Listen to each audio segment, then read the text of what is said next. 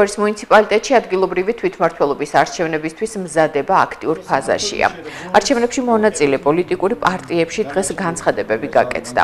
ძლიერი საქართველოს ადგილობრივ ოფისში აცხადებენ, რომ მათი მერობის კანდიდატი უალტერნატივოა და მოლოდინი აქვს, რომ 4 ოქტომბერს ქართული ოცნების გორის მერობის კანდიდატს დაამარცხებს.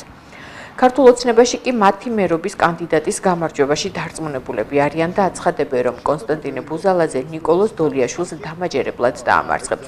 მარლენ ნადირაძის განმარტებით ქართულ ოცნებას მოსახლეობის ყველაზე დიდი ნდობა აქვს. დავიწყეთ ხალხთან შეხვედრა, ყველას უნდა ცვლილება, სულ ყველას.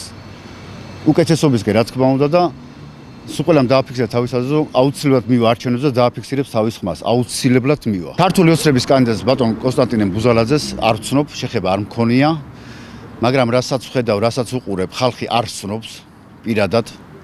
საერთოდ არც გაუგიათ ბუზალაძე კონსტანტინე ვინ არის და გამოკითხვას უყურე ამასიან და ძალიან ირონიულად იწახდა ხალხი, ზოგს გონია ისე მოჭიდავე მე რიყავთ ისე. ვაგრძელებთ წინასაარჩევნო კამპანიას, შეხვედრას მომრჩევლებთან, ასევე მზადებას არჩევნების დღისთვის, რა თქმა უნდა, საქართველოს კანონმდებლობით გათვალისწინებული წესების დაცვით.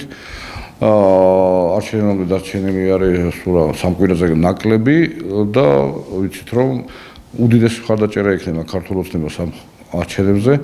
ველოდ ჩვენი მიზანია, რომ კიდევ გავაცნოთ ჩვენი წინასაარჩევნო პროგრამა, როგორც მერობის კანდიდატმა, ასევე მაჟორიტარებმა, ასევე პარტიული კუთხით წარდგენილმა კანდიდატებმა ამომრჩევლებს და ველოდებით აქტივობას ჩვენი ამომრჩევლებისა არჩევნების დღისთვის და ისე როგორც შვიდ გარემოში ჩაირვის არჩევნები.